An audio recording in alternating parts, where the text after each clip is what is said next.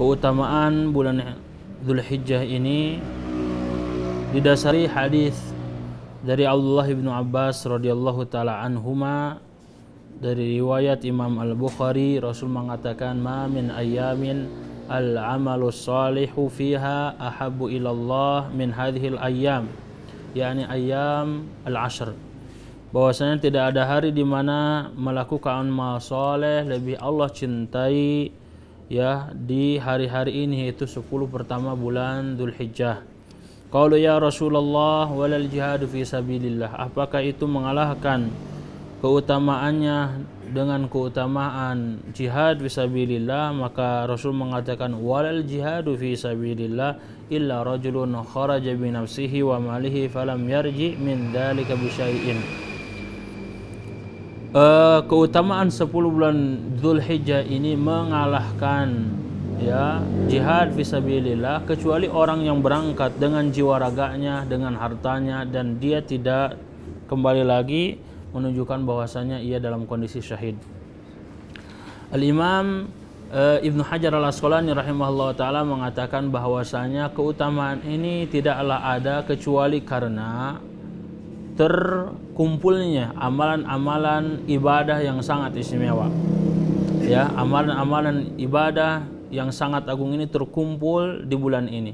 Bulan Dzulhijjah adalah Ashhurul Hurum, yang dimuliakan, yang disucikan.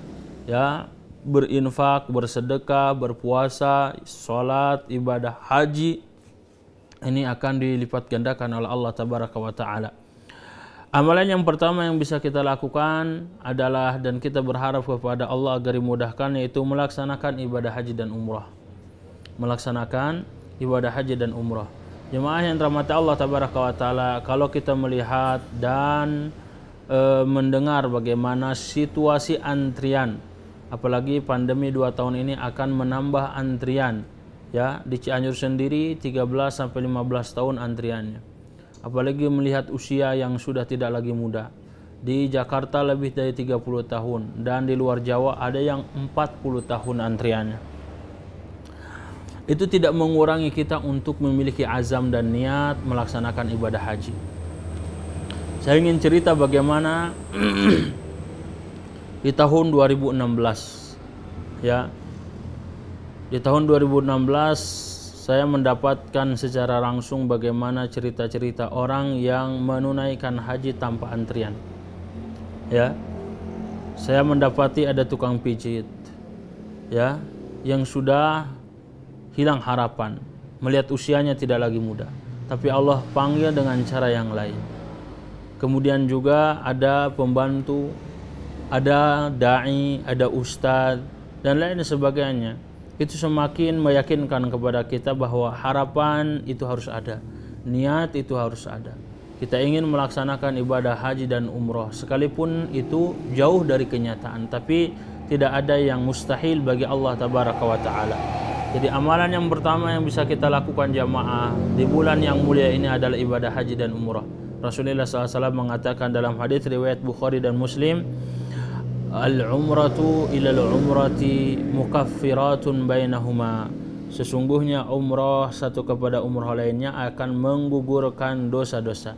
Wal hajjul mabrur laisa lahul jazaa illal jannah. Dan tidak ada balasan bagi haji yang mabrur kecuali surga dari Allah tabaraka wa taala. Yang kedua yaitu berpuasa di hari-hari tersebut, atau sebagiannya terutama di hari Arafah.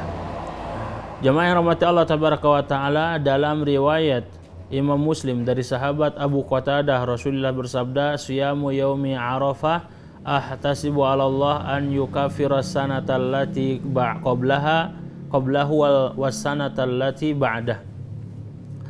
Bahwasanya puasa Arafah itu melebur dosa-dosa setahun yang lalu dan setahun setelahnya.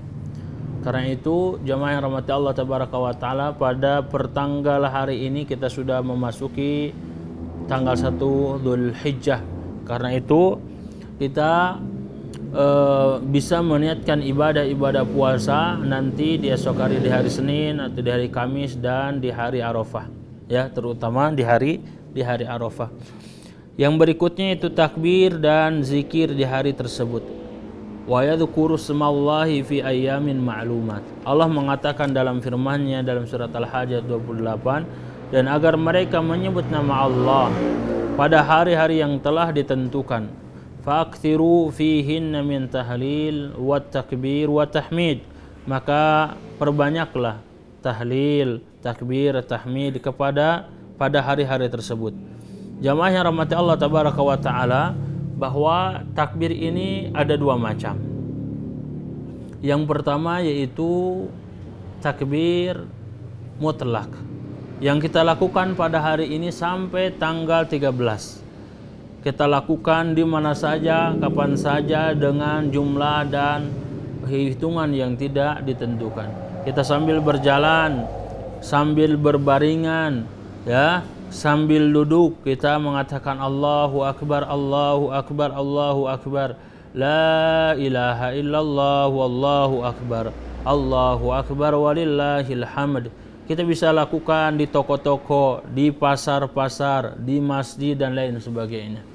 Itulah yang dilakukan oleh Abu Hurairah dan Abdullah ibnu Abbas. Beliau ketika masuk pasar, beliau bertakbir dengan takbir yang mutlak, ya, yang bisa dilakukan kapan saja, di mana saja. Yang kedua yaitu takbir muqayyad yang dilakukan tepatnya pada memasuki 10 Dzulhijjah sampai 13 di waktu asar.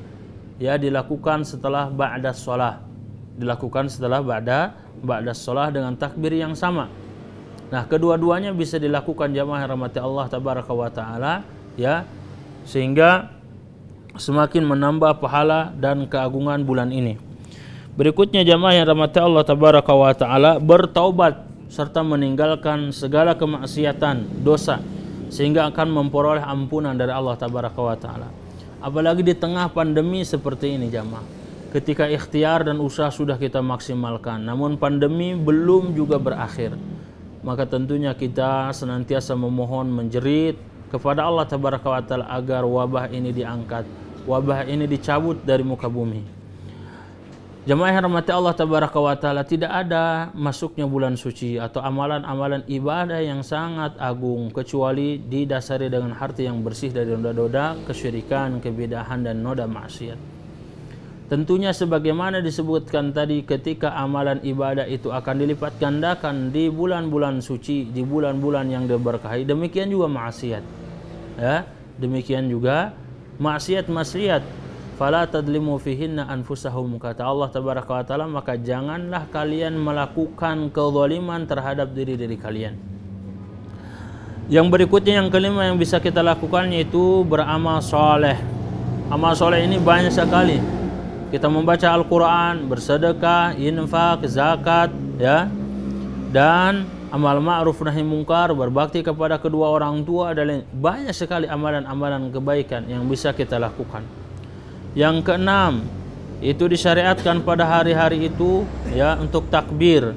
Ya, tadi sudah disebutkan takbir mutlak itu pada setiap saat, baik siang ataupun malam sampai sholat Id.